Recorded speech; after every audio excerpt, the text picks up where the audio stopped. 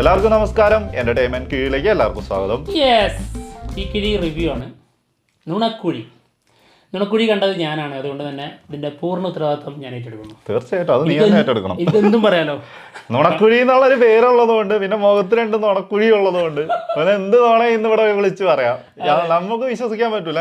ഞാൻ ഇത് കഴിഞ്ഞിട്ട് വേറെ ആരെങ്കിലും റിവ്യൂ എടുത്ത് കാണേണ്ടി വരും. ഇത് സത്യമാണോ അല്ലയോ എന്ന് അറിയണമെങ്കിൽ. നുണ പറയാം, സത്യം പറയാം, എന്തും പറയാം. ഞാൻ സത്യം മാത്രമേ പറയുള്ളൂ. എനിക്ക് തോന്നിയത് സത്യസന്ധമായി സത്യം മാത്രമേ ഞാൻ ബോധിപ്പിക്കുള്ളൂ. അങ്ങനെ ഒരു അവസ്ഥ അതിൽ വരുന്നുണ്ട്, സീന് വരുന്നുണ്ട്. അപ്പൊ ഞാൻ കരുതി സംഭവം ഒരു കോമഡി പരിപാടി ആയിരുന്നല്ലോ ജിത്തു ജോസഫ് പിടിച്ചിരുന്നത്, പക്ഷെ അത് കോർട്ട് റൂം ഡ്രാമയിലേക്ക് എത്തിയല്ലോ എന്ന് കരുതി. പിന്നെ അതിൽ നിന്ന് ഇറങ്ങിട്ടോ, രസകരമായിട്ടുള്ള ഒരു സീനായിരുന്നു. എന്തായാലും നുണക്കുഴി എന്നാണല്ലോ സിനിമയുടെ പേര്. ഈ നുണക്കുഴി എന്ന ടൈറ്റിലില്ലേ, അതിന്റെ ഡിസൈന് ഗംഭീര. ഇതിപ്പോൾ പറയാൻ കാരണം എന്താണെന്നറിയോ? ഈ സിനിമ കണ്ടപ്പോൾ ഈ സിനിമയുടെ ഒരു ടോട്ടൽ പരിപാടി ഈ ഡിസൈനിലുണ്ട്. ഈ നുണ എന്നുള്ളതിൽ ഒരു വര ഇട്ടിട്ടുള്ള രീതിയിൽ റോഡിൻ്റെ ഒരു ഡിസൈൻ ഉണ്ട്. അതായത് ഇതൊരു റോഡ് മൂവി എന്നുള്ള രീതിയിൽ വേണമെങ്കിൽ പറയാം. പല സമയങ്ങളിൽ ഇവർ റോഡിൽ ഇറങ്ങിയിട്ടാണ് പല പരിപാടികളും. ഓക്കെ. പിന്നെ കുഴി എന്നുള്ളതിൽ ഈ ഇതിൻ്റെ എല്ലാം ലാസ്റ്റ് എൻഡ് ഉണ്ടല്ലോ, ഈ വാല്, അത് എപ്പോഴും അതിൻ്റെ ഒരു ഡിസൈൻ നോക്കിയാൽ മനസ്സിലാവും നാവാണ്. അതായത് നാവിട്ടിട്ട് പലതും പറയാമല്ലോ നമുക്ക് പിടിച്ചു നിൽക്കാനുള്ള ആ ഒരു സംഭവമാണ് ഇതിൽ ഈ കുഴിയിലെ ഈ നാവ് കൊണ്ട് ഡിസൈൻ ഉദ്ദേശിക്കുന്നത്. ഓക്കെ. അപ്പോൾ ആ പരിപാടി ഭയങ്കരമായിട്ട് ഇഷ്ടപ്പെട്ടു. അതായത് സിനിമക്ക് ആപ്റ്റായിട്ടുള്ള ഡിസൈനാണ്. എന്തായാലും അതിന് പ്രത്യേക അഭിനന്ദനങ്ങൾ. എന്തായാലും സിനിമയിലേക്ക് വരാം. ഓക്കെ. കളിക്കളം എന്ന സോങ്ങില്ലേ, കളിക്കളം ഇത് പടക്കളം, മനസ്സിലായി.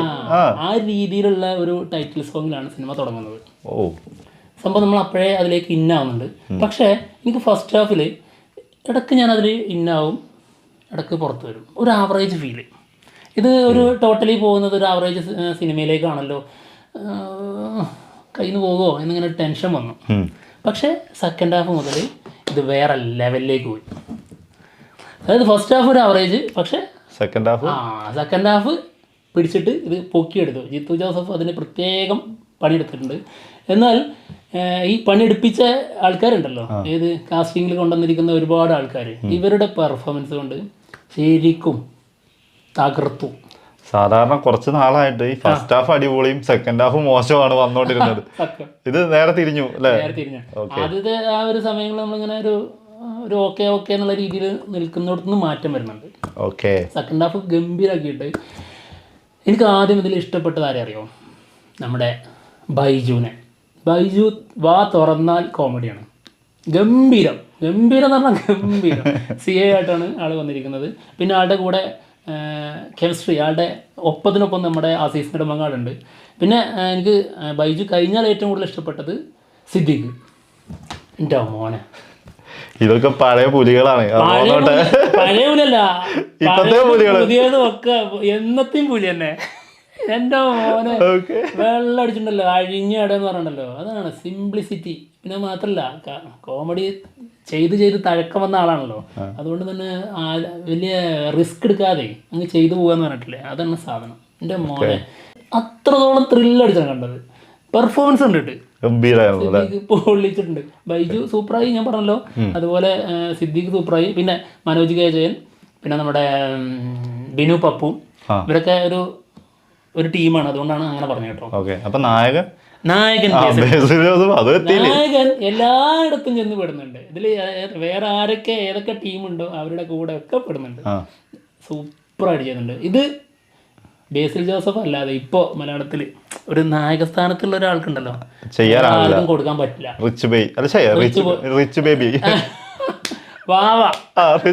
അതെ, റിച്ച് മോനാണ് ആള്. ഭയങ്കര റിച്ചാ, ഭയങ്കര രസമായിട്ട് കേട്ടോ. പിന്നെ നല്ല രസകരമായിട്ടുള്ള കോമഡി ഉണ്ട്. സെക്കൻഡ് ഹാഫ് മുതലാണ് ശരിക്കും നല്ല കോമഡി വരുന്നത്. അത് നന്നായിട്ട് വർക്കായിട്ടുണ്ട്. സിദ്ദീഖിൻ്റെ ഒരു വേറൊരു ഷെയ്ഡ് വരുന്ന അവിടെ നിന്ന്. പിന്നെ അതുപോലെ നമ്മുടെ ബൈജുവിൻ്റെ വരവോടെ റേറ്റിംഗ് കൂടുകയാണ്. Grace Antony super. സത്യം. അതായത് സാധാരണ ഞാൻ മറ്റേത് ഓവറായി അല്ല, നമുക്ക് ഓവറായി എന്നുള്ളത് നമ്മളിപ്പോ നാഗേന്ദ്രൻ സണിമൂൺസ് അതിനെ കുറിച്ചാണ് നമ്മൾ പറഞ്ഞത്. ഓവറായി ഞങ്ങൾക്ക് ഫീൽ ചെയ്തു എന്നുള്ളത്. അതിന് കാരണം പക്ക, ഉർവശി, അതുപോലെ കൽപ്പന, ഇവരുടെയൊക്കെ ആ ഒരു ബിന്ദു പണിക്കർ, ഇവരുടെയൊക്കെ ഒരു പരിപാടി അതേപടി കോപ്പി അടിക്കുന്നതായിട്ട് തോന്നിയതുകൊണ്ടാണ്. എന്നാൽ ഇതിലെങ്ങനെയാണെന്നറിയോ, ശരിക്കും ഭയങ്കര ടെൻഷനും വിഷമവും പിന്നെ ഭയങ്കര കോമഡിയും ഒക്കെ മാറി മാറി മാറി ഇട്ടുകൊണ്ടിരിക്കുന്നുണ്ട്. പ്രത്യേകിച്ച് ഈ ടെൻഷൻ വന്നിട്ട് പല കള്ളങ്ങളും ഇങ്ങനെ പറയില്ലേ, ആ സമയത്തുള്ള വിക്കും കാര്യങ്ങളും അതൊക്കെ സൂപ്പറായിട്ട് ചെയ്യുന്നുണ്ട് ആള്. പിന്നെ വേറെ കുറെ ആൾക്കാരുണ്ട്. സംഭവം ത്രൂ ഔട്ടൊന്നുമില്ല, എന്നാൽ നല്ല ഒരു ഹസ്ബൻഡ് ആയിട്ടല്ലേ. പിന്നെ ഷൈജു കുറുപ്പുണ്ട്. ഷൈജു കുറുപ്പും കുറച്ചൊക്കെ ഉള്ളൂ. ഷൈജു കുറുപ്പ് കുഴപ്പമില്ല, ഒരുപാടൊന്നുമില്ല, കുറച്ചേ ഉള്ളൂ. പക്ഷെ ആളാണ് ഇതിന്റെ മെയിൻ സംഭവം. ആകെ കുറച്ചേ ഉള്ളൂ, പക്ഷെ ഉള്ളത് മതി. നഞ്ചെന്തിനാ നന്നായി എന്ന് വെച്ച പോലെ ഒരു തുള്ളി ആണെങ്കിൽ അത് മതി. പിന്നെ എന്റെ ക്രഷ് ഉണ്ട് സ്വാസിക. സ്വാസികക്ക് ഒരുപാട് ചെയ്യാനൊന്നുമില്ല, കാരണം ആള് ആൾറെഡി എവിടെയോ ലോക്കായിരുന്നു. എവിടെയെന്ന് ഞാൻ പറയുന്നില്ല, അതുകൊണ്ട് രസം പോകും. അതുകൊണ്ടാണ് ആള് ഒരു സ്ഥലത്ത് ലോക്കായി അവിടെ കിടപ്പായിരുന്നു. അതുകൊണ്ട് തന്നെ ആൾക്ക് പ്രത്യേകിച്ച് ചെയ്യാനൊന്നും. പിന്നെ നമ്മുടെ നിഖില വിമലുണ്ട്, ലെനയുണ്ട്. ലെനക്ക് കുറച്ചുള്ളായിരുന്നു, പക്ഷെ ലെന ഗംഭീരാകിയുണ്ട്. നിഖില വിമൽ കുറച്ച് ഒരു അല്പം മുകളിലായിരുന്നോ, അതായത് കുറച്ച് ഓവറായിട്ട് അഭിനയിച്ചോ എന്ന് തോന്നി കയ്യിൽ നിന്ന്. അത് അങ്ങനത്തെ ഒരു സിറ്റുവേഷനാണ് ആൾക്ക് സംഭവിക്കുന്നത്. കാരണം ഇതെല്ലാം വന്ന് ആളുടെ ഇമേജിനെയാണ് ബാധിക്കുക എന്നുള്ളത് കൊണ്ട് തന്നെ. പക്ഷേ അങ്ങനത്തെ ഒരു സാഹചര്യത്തിൽ അങ്ങനെ മേ ബി അങ്ങനെ ആയിരിക്കാം. പക്ഷേ അത് എന്താണെന്ന് വെച്ചാൽ അങ്ങനെ തോന്നിയിട്ടുണ്ടെങ്കിൽ അത് ചിലപ്പം ഇതിന് മുന്നേ ചെയ്ത സിനിമകളിലെ പ്രശ്നങ്ങളായിരിക്കും. അതെ, അതുകൊണ്ടാണ് അത് നമുക്ക് ഓവറായിട്ട് തോന്നുന്നത്. ശരിക്ക് അത് നമ്മുടെ ഗുരുവായൂർ അമ്പലനട അതിലുള്ള ആ കഥാപാത്രം ഉണ്ടല്ലോ, അതിനുള്ള സംഭവിക്കുന്നത് എന്തോ അതന്നെയാണ്. അതായത് ആ രീതിയിൽ തന്നെയാണ് ആളുടെ അഭിനയം. ആ എക്സ്പ്രഷൻ ഒക്കെ വന്നിട്ടുണ്ട്. തന്നെ അത് കുറച്ച് ഓവറായിട്ട് കുറച്ച് കൂട്ടിയിട്ടുണ്ട്, കൂടുതലായിരുന്നു. എന്തായാലും ജിത്തു ജോസഫിന്റെ നേര് എന്ന സിനിമയ്ക്ക് ശേഷം വന്ന സിനിമയാണ്. മോശമായിട്ടില്ല, ഭയങ്കര സംഭവം എന്നൊന്നും പറയാൻ പറ്റില്ല, എങ്കിലും മോശമല്ല, ആവറേജിന്റെ മുകളിലുള്ള. ഞാൻ പക്ഷെ എൻജോയ് ചെയ്തു. ഞാനത് ഭയങ്കരമായിട്ട് അങ്ങ് കണ്ടിട്ട് അങ്ങ് ആസ്വദിച്ചു.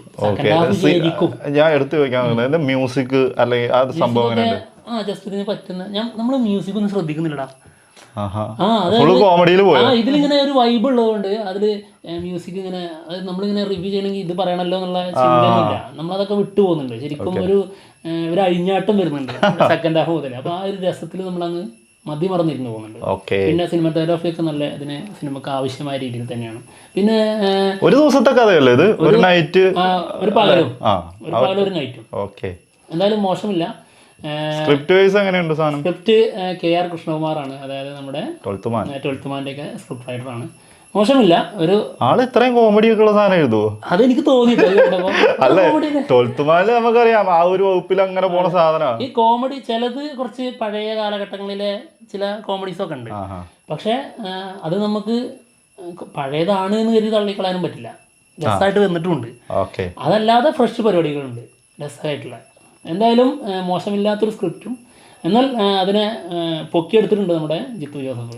ഒരു ആവറേജിൻ്റെ മുകളിൽ നിൽക്കുന്ന ഒരു സിനിമയായിട്ടാണ് എനിക്ക് ഫീൽ ചെയ്തത്. എന്തായാലും സിനിമയുടെ റേറ്റിംഗ് 6.5 ഔട്ട് ഓഫ് 10. ഈ പറഞ്ഞതൊക്കെ സത്യമാണോ എന്ന് അറിയണമെങ്കിൽ ഞാൻ വേറൊരു റിവ്യൂ കണ്ടിട്ട് വരാം. ഇത് വിശ്വസിക്കാൻ പറ്റൂല.